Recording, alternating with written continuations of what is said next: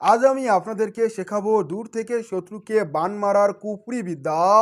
এই বিদ্যা এতটাই ভয়ঙ্কর যে যখন আপনি এই কুফরি বিদ্যার প্রয়োগ করবেন তখন বুলেটের ন্যায় আপনার শত্রুর শরীরে গিয়ে প্রবেশ করবে, তাও আবার আপনি দূর থেকে এই কুফরি বিদ্যাটি প্রয়োগ করে অনায়াসে আপনার শত্রুকে কঠিন থেকে কঠিন শাস্তি দিয়ে ধ্বংস করতে পারবেন।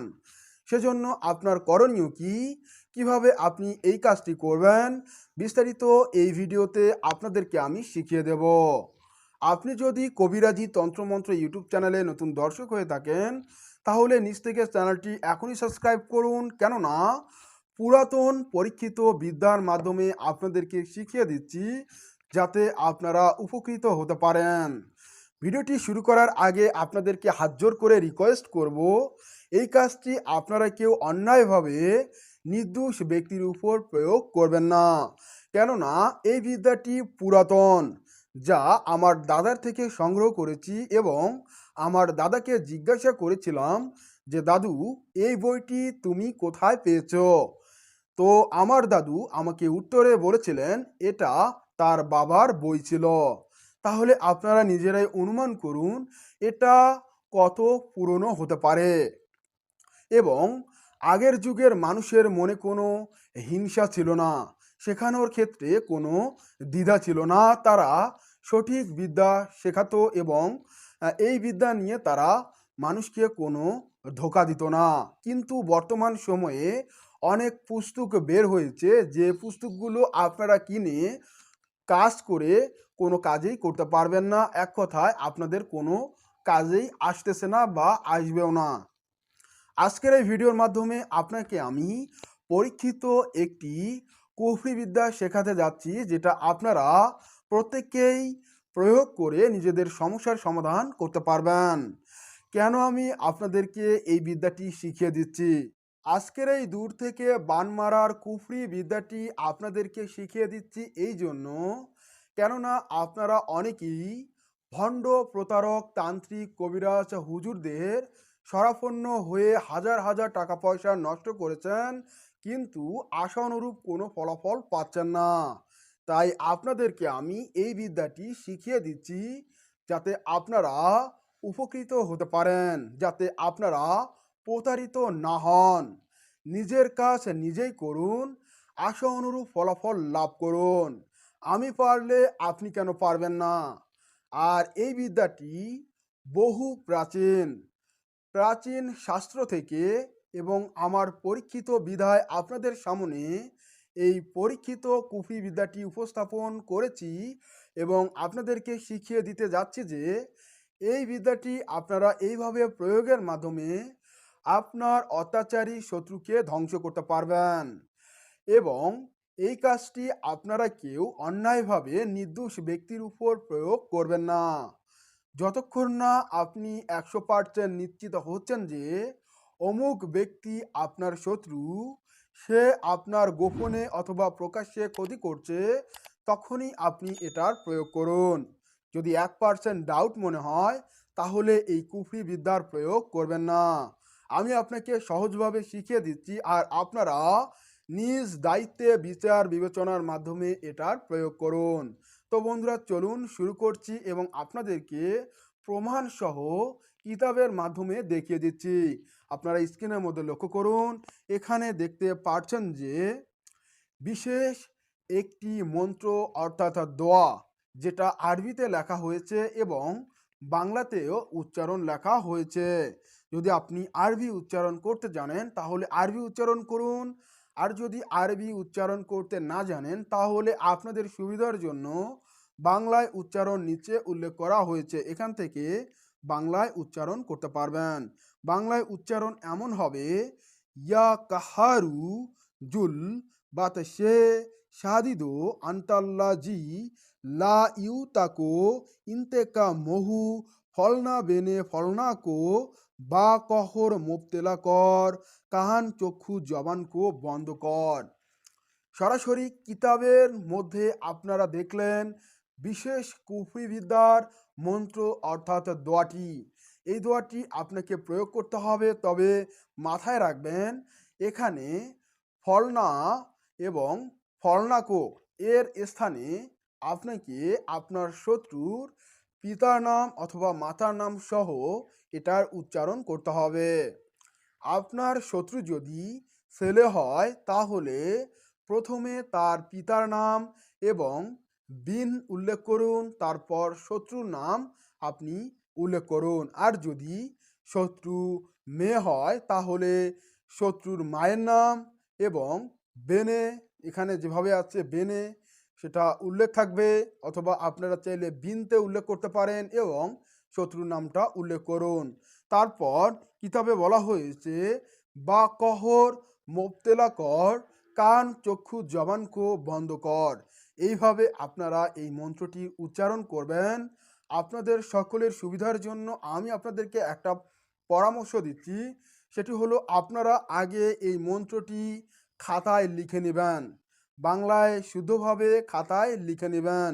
এখানে আপনারা একটা শব্দ হয়তোবা দেখতে পারছেন না, সেটা হচ্ছে ইয়াকাহারু জুল বাতাসে, বাতসে বা এখানে বা আর ত, বাতাসে সাদিদো আন্তাল্লাজি। তো এইভাবে আপনারা হচ্ছে মন্ত্রটি উচ্চারণ করে নেবেন। একটু আগে আপনাকে আমি সম্পূর্ণ মন্ত্রটি শিখিয়ে দিয়েছি।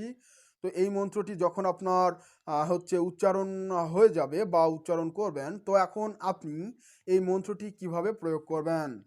এই মন্ত্রটি আপনাকে প্রয়োগের যে নিয়মটা সেটাও আমি আপনাদেরকে দেখিয়ে দিচ্ছি, আপনারা স্ক্রিনের মধ্যে লক্ষ্য করুন। এখানে দেখতে পাচ্ছেন যে ইহার খাসিয়ত, অর্থাৎ এই যে মানে মন্ত্রটি তার নিয়ম বা প্রয়োগ পদ্ধতি যেটা বলা হয়, হর রোজ এই দোয়া পর 30 বার, যেদিকে দুশ্মনের বাড়ি ফু একবার, গজব কহর পুরা হইয়া উঠিবে, তাহার দুশ্মন সেই বিরামে পড়িবে। এখানে যে উর্দু ভাষা এবং যে বাংলা ভাষায়, তো এটা অনেক আগের, মানে এটা এখনকার যুগের কোনো প্রচলিত ভাষা নয়, এটা অনেক অনেক আগের, আমার দাদুর বাবার সেই যুগের, ঠিক আছে। তো এখানে এটা বলা হয়েছে যে হর রোজ এই দোয়া পর 30 বার, প্রতিদিন আপনাকে এই মন্ত্রটি অর্থাৎ দোয়াটি 30 বার উচ্চারণ করতে হবে। আমি আপনাকে আমার পরীক্ষা বিদ্যার আলোকে সহজ ভাষায় বুঝিয়ে দিচ্ছি যে দেখুন, আপনার শত্রু যত দূরেই অবস্থান করুক না কেন, আপনাকে এই দোয়াটি 30 বার পাঠের মাধ্যমে, তাও আবার আপনার বাসায় থেকে আপনি আপনার শত্রুকে হালাক অর্থাৎ ধ্বংস করতে পারবেন। সেজন্য আপনাকে আমি পূর্বে যে মন্ত্রটি অর্থাৎ দোয়াটি শিখিয়ে দিলাম, এই দোয়াটি আপনাকে এমনভাবে উচ্চারণ করতে হবে যেন এটার প্রভাব বুলেটের গতিতে আপনার শত্রুর শরীরে গিয়ে প্রবেশ করে। সেজন্য আপনাকে একটা সময় নির্বাচন করতে হবে। বিশেষ করে আপনি যদি দুপুরবেলা করেন, অর্থাৎ 12টার সময় সূর্য যখন মাথার উপরে থাকবে, তখন যদি করতে পারেন তাহলে এর প্রভাব আরও শক্তিশালী হবে।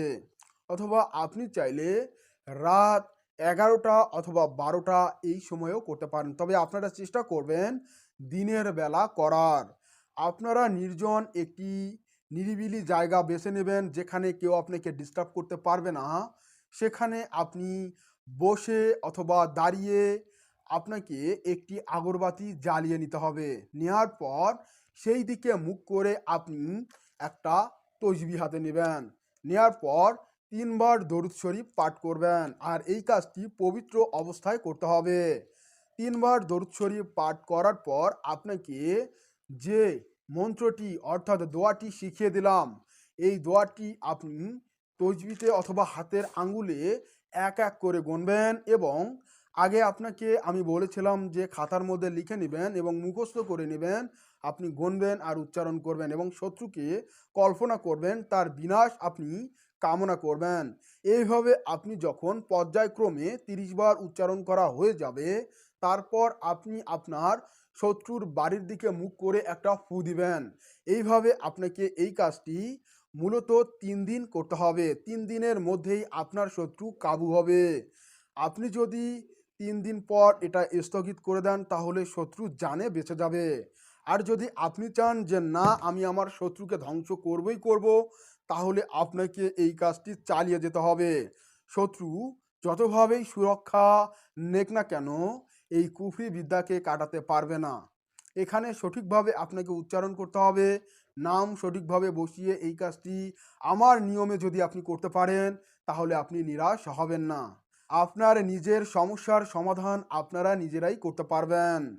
আর আপনি যদি আমার থেকে ইজাজত চান, যে অনুমতি চান যেন আপনি নিজেই এই কাজটি ঘরে বসে আপনার দূরের শত্রুকে কাবু করতে পারেন, তাহলে আপনাকে বলবো আমার ইজাজত গ্রহণ করার জন্য আপনাকে যে কাজটি করতে হবে, এই ভিডিওতে একটি লাইক দিতে হবে, কমেন্ট বক্সে একটি গঠনমূলক কমেন্ট করতে হবে এবং আমাদের এই কবিরাজি তন্ত্রমন্ত্র ইউটিউব চ্যানেলে নতুন দর্শক হলে নিচ থেকে চ্যানেলটি সাবস্ক্রাইব করতে হবে এবং ভিডিওটি আপনার বন্ধুবান্ধবদের কাছে শেয়ার করে দিতে হবে, যাতে তারাও উপকৃত হতে পারে। এই কাজগুলো করার পর আপনাকে আমাদের 10টি ভিডিও সম্পূর্ণ দেখতে হবে।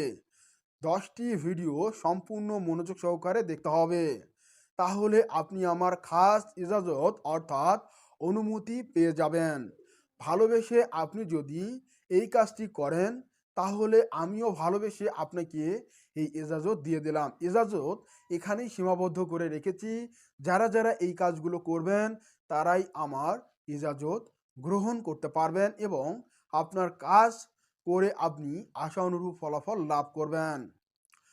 যদি হিংসা করেন, যদি এই কাজগুলো না করেন, তাহলে আপনার উপর আমার কোনো এজাজত নেই।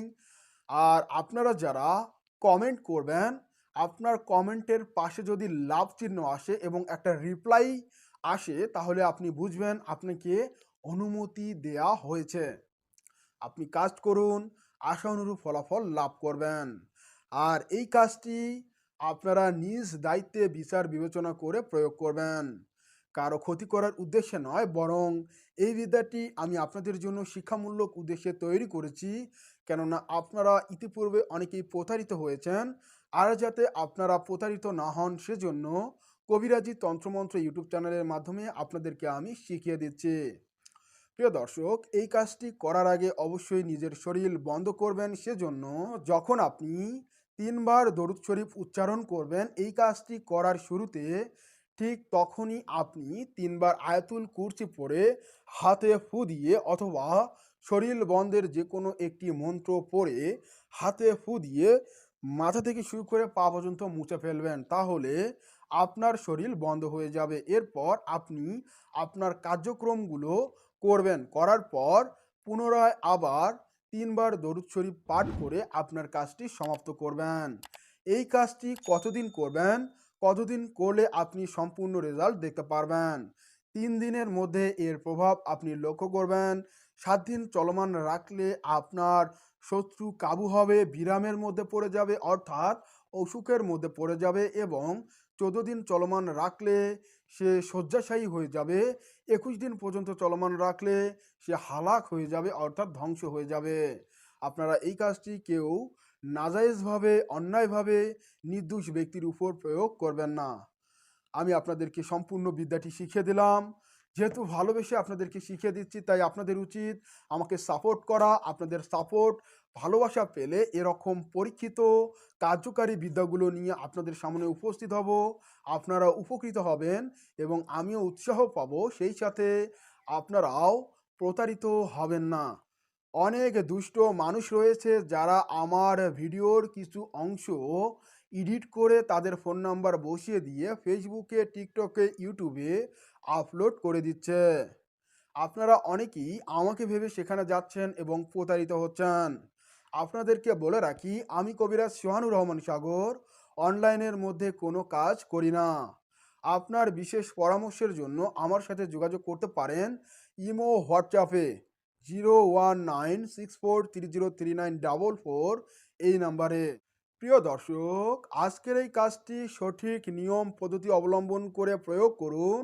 অন্য কোনো ব্যক্তির কাছে যাওয়ার প্রয়োজন নেই। আপনার নিজের সমস্যার সমাধান আপনি নিজেই করতে পারবেন। এরকম আরও আধ্যাত্মিক ভিডিওগুলো পেতে এখনই সাবস্ক্রাইব করে ফেলুন কবিরাজি তন্ত্রমন্ত্র ইউটিউব চ্যানেল। আপনারা সকলেই আমার জন্য দোয়া করবেন যাতে আমি আপনাদের সামনে এরকম পাওয়ারফুল আধ্যাত্মিক ভিডিওগুলো নিয়ে উপস্থিত হতে পারি আর আপনারাও যাতে উপকৃত হতে পারেন। আপনারা আমার জন্য দোয়া করবেন। আপনাদের কাছে আমি দোয়া চাই, ভালোবাসা চাই। সকলকে জানাই আমার তরফ থেকে সালাম, আসসালামু আলাইকুম।